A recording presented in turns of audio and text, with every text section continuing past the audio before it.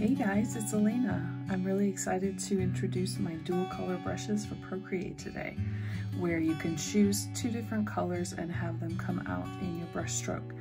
And this is very similar to double loading a paintbrush in real life. So I'm really excited to show you how these brushes work, and let's go ahead and get started. So when you first download the brushes from my site or from anywhere else that I'm selling them, they will most likely go into your downloads folder, which you can find with the Files app, which looks like this. And going to Locations, choose iCloud Drive and Downloads. And you might have a really messy looking downloads folder. I've just cleaned mine up, so that's why it's not messy looking. But your zip file should be in here. Don't use the search bar because for some reason it messes things up. Find your zip file. It's called Dual Color Brushes, and tap the zip file, and then it creates a new blue folder. Tap that folder, and then you should see what I see here, except you will also have a PDF, which I haven't finalized yet at this point. So the main file in here is the dualcolor.brushset, ajdualcolor.brushset. This is where all of your brushes are. Then we have 4 swatches files. We've got this one, the backgrounds, blue, purple, greenery, and yellow, green, blue. We've also got this folder called Left-Handed version. And I put it in a separate folder because I didn't want anyone accidentally installing this one instead of the regular version. But if you go into that folder, there's another brush set that is exactly the same as the main one, except that it's all optimized for a counterclockwise direction instead of a clockwise direction.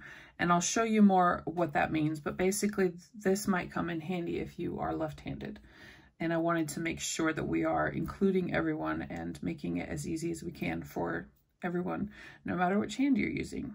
So in order to load these files in Procreate, you should be able to just tap them. So with tapping the brush set, you should see a little check mark there.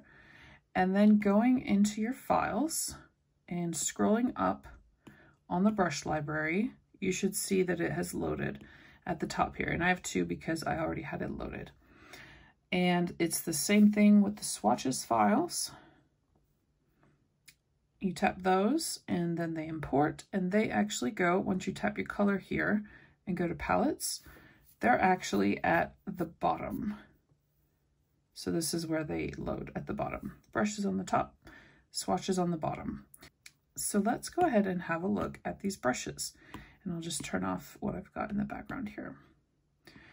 Okay, so I'm trying something new with this brush set where I've got these headers, and the header has the name of the type of brushes. So I have a couple different types, and I wanted to make it more organized so that you can easily see what kind of brush this is that you are selecting from inside of these headers.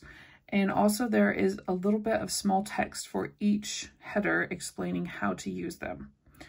So everything in here takes 2 different colors, every single brush. So it's very important that you understand, first of all, how to select 2 different colors in Procreate, if you don't already know how to do that. So how to do that, we have this color dot up here in the top. Tap that, and there's lots of different tabs down here. We're on the palettes because I had just gone here in order to check that my palettes had loaded. But actually where you can select your primary and secondary color is under the disc. And so you see down below this main dot, we have 2 color dots, and these are your primary and secondary color. So right now we can see that my primary color is white. And how do we know that? It's because this dot is white. So you can see that whichever one matches this dot, that's the primary color. So it's not always going to be on the left. For instance, if I select the pink, now that one is my primary color, even though it's on the right. So the main way to tell which is your primary and which is your secondary color is always just to check which one matches this dot in the corner.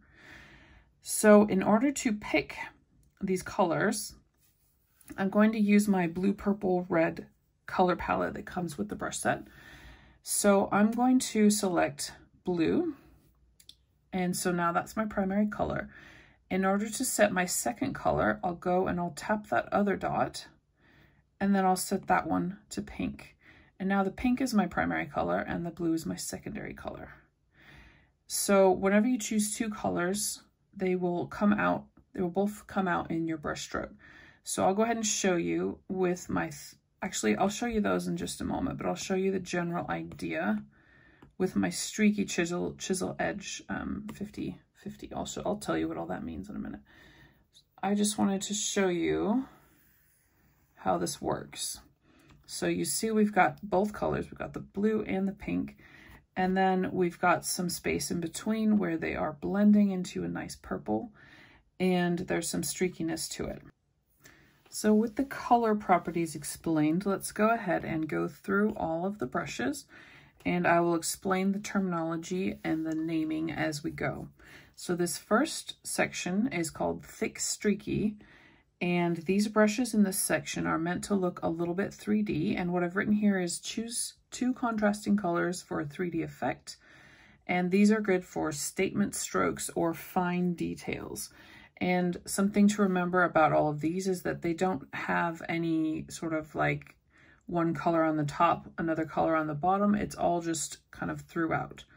So these first three, Thick Streaky, are really good for a very 3D looking stroke, especially if you choose really contrasting colors. So I think the blue and the red actually aren't very good for this. I'm going to choose a dark blue for my primary color, and then I'm going to choose this light blue for the secondary color. And now that one's become my primary color, so I'm actually just going to tap this one to make it my primary color. And then with Thick Streaky number 1, I'll just show you. So these have got these lines in them that kind of make it look like shadows. And you can make strokes on top of each other, which I think is very important with this kind of stroke, that they're thick. You can also just go with white as your secondary color, just double tapping over by the white on the wheel, and then making the blue my primary again. You can have really dramatic shadows like that. And all three of these have a similar effect with some different styles of lines. Let's just choose some different colors, see how they look. You can just have some really nice bold strokes using this, and they do not blend because it's very difficult to make dual color brushes that blend with each other dynamically on the canvas, like my painterly brushes do, for instance. So none of these actually do that blending. The blending is all within the brush stroke. So let's go ahead and have a look. Okay, so these three here are all very similar. They all have this nice streakiness to them. They look good with contrasting colors. We also have static versions. So these two words, dynamic and static. What I mean by that is that something dynamic gets larger when you use more pressure with the brush stroke. So I'm not using a lot of pressure, and now I'm using a lot of pressure, and now I'm using less. So you can control the stroke with that. And static is the opposite. It doesn't have a lot of difference when you're pressing hard or when you're not pressing hard in the size. And sometimes this might be useful. For instance, if you're going to use these brushes for the stem of a flower, they can be really good for that sort of thing. So there's two static versions of the Thick Streaky. And then we've got three more dynamic brushes that are oil. So these ones are fun if you choose two colors that kind of go well together, like a dark blue and a light blue, or like a light purple and a blue. Let's test that out. So this will have quite a lot of the secondary color in it, this one. But then if you use less pressure, it'll be mostly the primary color, like that. And I'll just show you all of them. They all just have a slightly different look to them. Let's go to a red and a yellow. We've also got another streaky oil. So those are the thick streaky brushes. And then moving on, we have our dynamic brushes. So some of these were dynamic as well, but these ones in particular have color on one color on one side and the other color on the other side. They're not fully integrated like these other ones. So I'll show you what I mean. We've got very messy, dynamic, 2575. These numbers at the end of some of the brush names indicate what the load ratio is of the colors. So the first number is how much of the primary color is going to show in your brush stroke. Oops. And the second number is how much of the secondary color will show. So this one, for instance, is going to show us about 25% red and about 25% yellow and 75% red, because the smaller number was actually first. So you can see it's not exact this here. It's just kind of my estimate. So I haven't gone around measuring how much of each one is in each is in the stroke, but it's just kind of a general to let you know what kind of colors you're going to get out of each brush. So I hope that makes sense. And a lot of the dynamic brushes have a stabilization in them so that you can make some really nice looking petals and leaves. These are really good for florals and greenery and petals and that sort of artwork that you see people doing. And I've tried to make these brushes so that you can really follow the tutorials that you see. Sometimes it's called one-stroke painting, and that's actually a lady called Donna Dewberry who has invented that term and made a lot of really amazing resources for people who are using the technique of double loading paintbrushes in real life. So I've tried to make a lot of the brushes so that you can follow these kinds of resources with the brushes, even though generally they're made for real life paint and not digital. So those are the dynamic brushes.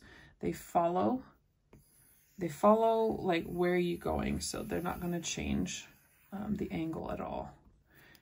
So that all of these brushes here in the dynamic section are similar, have some different terminology. So the first ones here that are called streaky is just because they have more streaks in them.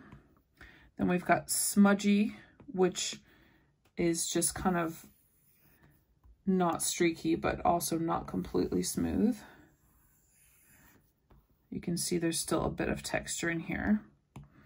And then we've got completely smooth, and these ones are really good if you are, for instance, going to blend colors together. So let's try it with the blue and the purple. I mean the blue and the pink, and then we can get a nice purple on the inside. And you can do the same with blue and green. I've got a color palette for that as well. The yellow, blue, green. I'm gonna go ahead and choose that so that becomes my primary palette. And so now you can see we've got this nice green in the middle. So this is a bit tricky to do digitally, but I have designed the smooth brushes in particular. I mean, all of them do have that quality to them, where you can see this if you choose just the right colors, you can see the color mixing happening. And that's why I've included these color palettes, because some blues have sort of a reddish tint and they won't mix very well. Or some yellows will have more of an orangey tint and they won't make a green with other blues. So that's why I've made these two different color palettes, the yellow, green, blue, the blue, purple, red, so that you can do these color mixing effects.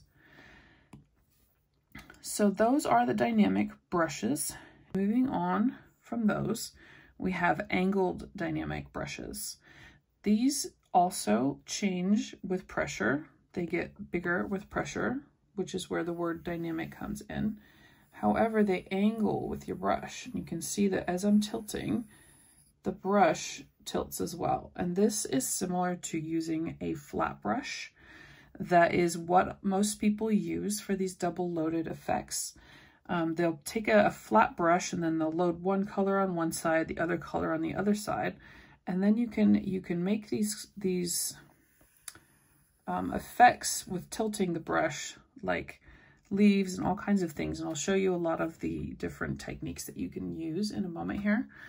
But these brushes can get a little bit tricky at the beginning if you're not used to working with them, because of course in real life, if this was a paintbrush, I could see where the end of it was and I would be able to control that a bit better. But because it's just an Apple Pencil and we're simulating that paintbrush, you just kind of have to remember that the pen, if it's perpendicular to the screen, for instance, we're going to get a stroke that just goes across the screen.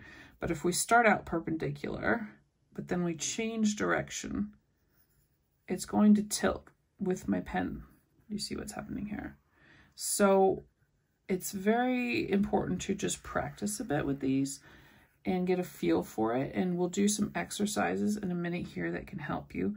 There's different kind of strokes that you can use. The teardrop is the main one. You can make a lot of flower petals with that. There's also leaves. You can make a leaf go up one side, curve up, come down the other side. And sometimes you'll have this that happens. And if you know, sometimes it can look realistic anyway, but if you don't like it, just go again and go slower. So it's important to go slow with these brushes. Let me just show you that again. When in doubt, go slow. And that way you'll have more control over what you're doing. And something else you can do, like if you're making a petal or anything really, you can hold it at the end of your stroke and you can see that it has turned into this quick shape.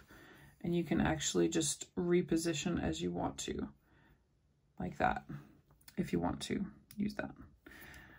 Okay, so those are the angled dynamic brushes, and they are all similar to the dynamic. They just have this property that they are angled with the pen. So we still have these ratios at the end. And then down here at the bottom, we have a couple of special ones that are just a bit different. Then we've got our angled static brushes, which are again built up similarly to the previous section. But the word static in this context means that they do not get bigger and smaller with the pressure of your brush.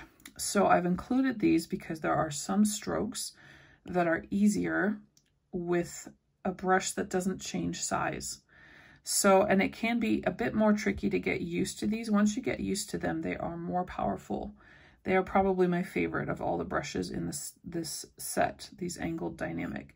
However, the angled static are a bit easier to use and might be helpful to start with these when you're practicing so that you can get a feel for how this angled brush works. So I'll show you what I mean. Let's go back to these blue and purple colors. So for instance, a shell stroke works a lot better with the angled dynamic because you don't have to worry about how much pressure you're applying. I'm applying a lot of pressure, not a lot of pressure, and it just stays exactly the same. So that's what I mean by static. You can also do the teardrop shape with this, and it just is a little bit different because it doesn't come down like with the pressure like what we were doing before. But these are all very similar to the ones above. They just have a bit of a difference to them that they're static. Now we've got a couple special brushes. The color blending brushes are, I said that all of these brushes take 2 colors, and it's also true of the color blending brushes, but one of the colors is actually going to be what's already on the canvas in the case of these 2 brushes. So I'll show you, I've just been kind of messing with them here. So I'll show you with this what I mean. So selecting color blending number 1, I'm going to go over here and select white. And the color blending brushes work really well with white selected, because then they will take what's on the screen, what's in that layer. If you make sure you're in the same layer as something else, then it will take that color and it will mix it with white in kind of a streaky way. So something that I say quite a lot about digital painting is that it can look a lot more realistic if you mix white into it. Because in real life, there would be a lot more white than what you see digitally. So to show you what I mean, I've got white selected, and I'm going to start my stroke right here where there's a little bit of purple blending between the yellow, between the pink and the blue. So pulling out from there, you can see that we're pulling the purple outward, but because there is white also in here, then it's becomes streaky. And I'll show you, if I turn off the background color, you can see that it is actually white. It's not just transparency. So I think this is really useful if you are blending things, like if you are trying to make it look realistic and you want to add some paint strokes, it can be a really good thing for that. So I've got two different versions of it, and they just have a different streaky pattern. And so these are similar to the thick streaky brushes, but they are blending. They're the only brushes in the set that do blend with what they find on the screen. And then after that, we have our final section of the color splatters. And these are just fun. You can choose two different colors. Let's choose blue and purple. And you can see, it's a bit hard to see on the screen maybe. Let me just choose yellow so it's really obvious. So you can see both colors coming out in this splatter. The next one is similar, except that it also takes pressure so that it becomes a bit more solid when you use pressure. And we've also got some messy random strokes. And these ones can be fun with the color mixing. You can see a little bit of a purple in there. And these ones are kind of like meant to be used as a background, just like as a hint of something rather than something that you're going to paint with. So also these are good for instance, if I want to have something like, I'm going to make a flower out of the color blending brushes, I would go and I would put some colors down like that, and then I would make some petals. And I would first choose white, and I would make some petals.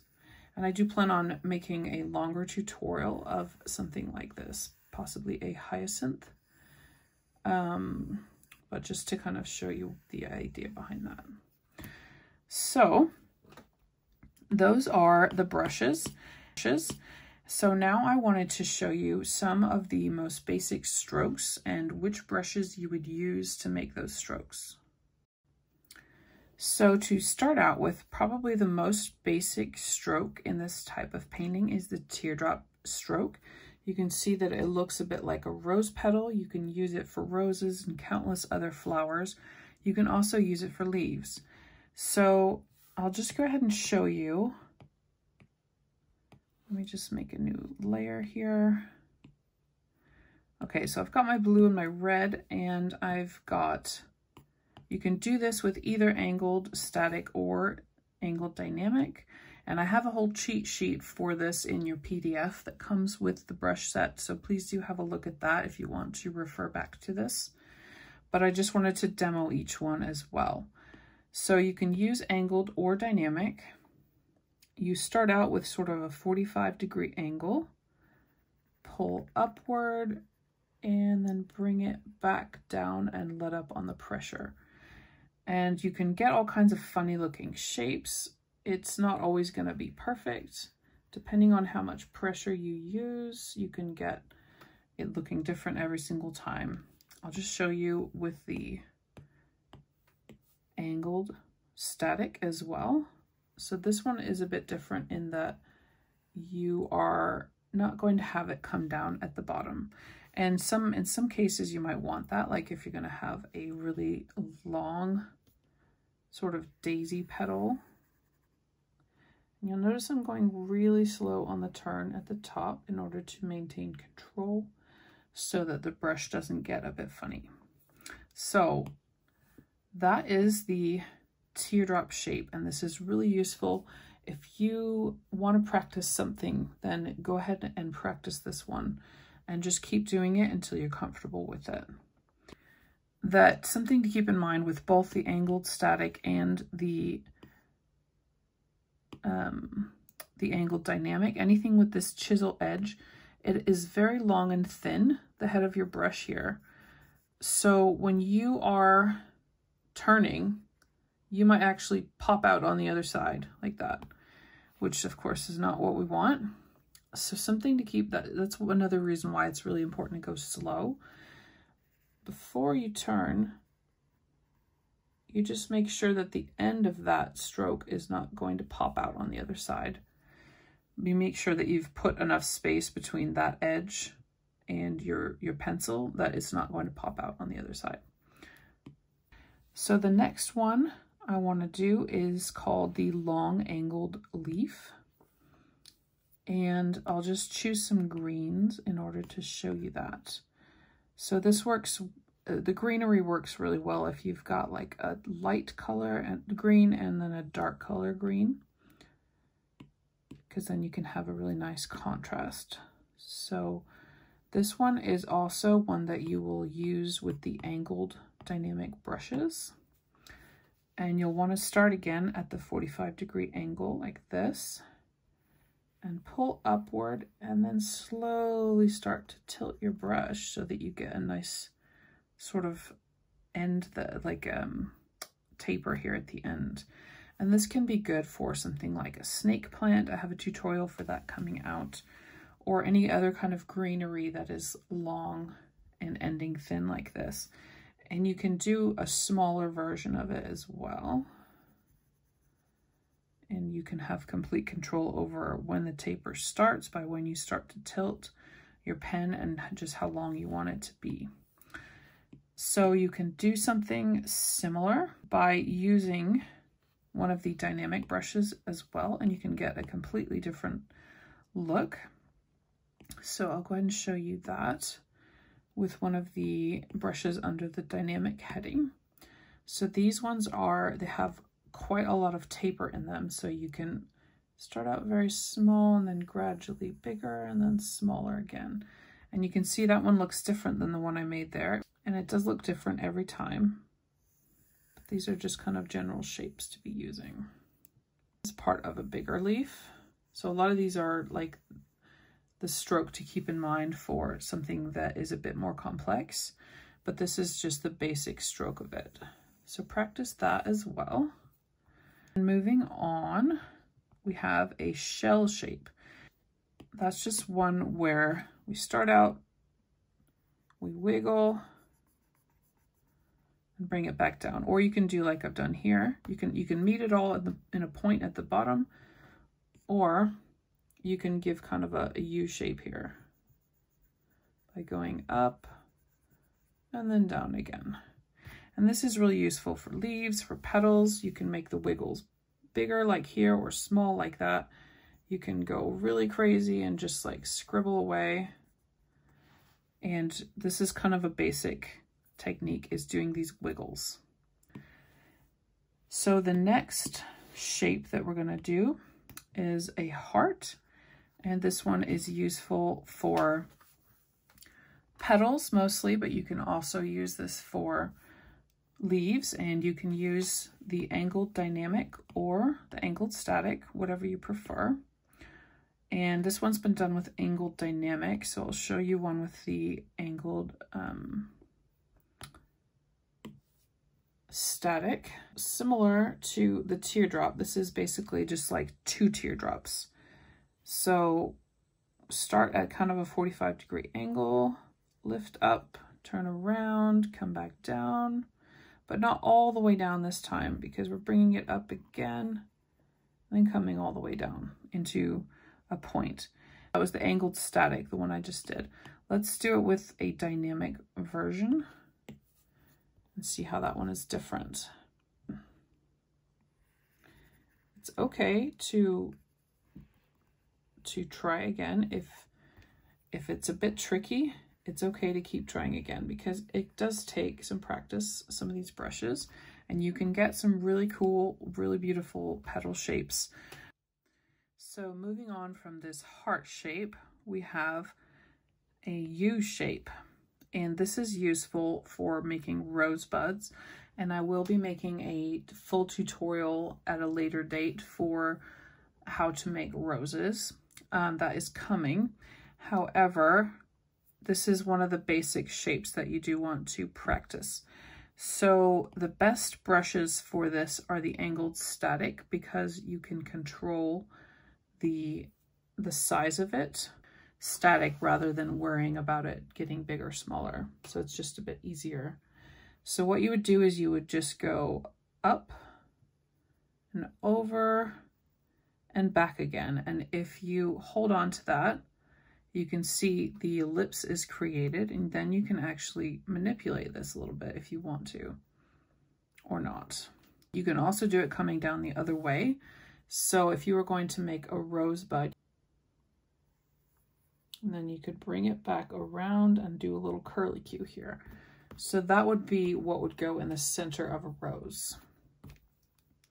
So that is the U shape. Then we also have a triangle leaf. And this one is using a static brush as well. So we'll go to the angled static again, and let's go back to our blue and green colors, blue and yellow, sorry. And so you would start out kind of pointing towards the bottom corner, and then immediately just bring it up. So that is just a variation on a leaf or petal that you can do. Another option is the simple leaf, and this is very similar, but you can make it with the angled dynamic brushes instead. So using a similar stroke, because these are controlled by pressure, it just looks a little bit different, and it can have more of a bulging sort of look here. So it completely depends on what sort of shape you are looking for and how much pressure you want to apply.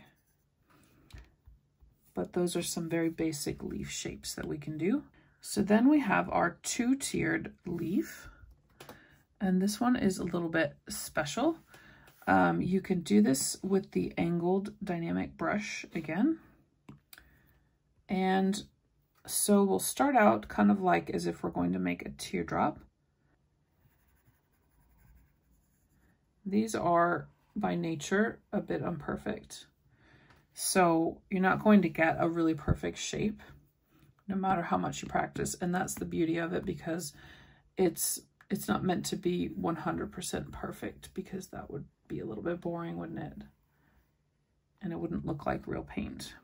So you'll get a slightly different leaf shape every time, and this is one to practice as well. Also the tilting of the pen down the other side. So, and you can also make, you can make a leaf that has a lot of wiggles in it like this. Doesn't have to just be two. You can also do a line coming up like this. They can do a lot of variations on that. We also have the angled standard leaf, and this is one also for the angled dynamic brushes, and it's very similar to what we just did, except that we just go up to a point and then down again without doing any wiggles. We also have the dynamic standard leaf. So this is similar to what we just did, but we use a different brush for it. We use the dynamic brushes. So very similarly, we start out with not a lot of pressure. We build it and make it small again. Still small, building a bit more, and then making it small again. That was not a super good leaf there, but you can practice this one as well. And just kind of see what kind of leaves you like to make. You can use the different dynamic brushes for this. You can make fat ones and skinny ones. You can use these for petals as well. So that's another kind of basic shape. And you have to use the dynamic brushes for that one because using the angled, it's just not gonna look the same at all. So that's why we've got our standard angled leaf, like where we tilt up and then tilt down.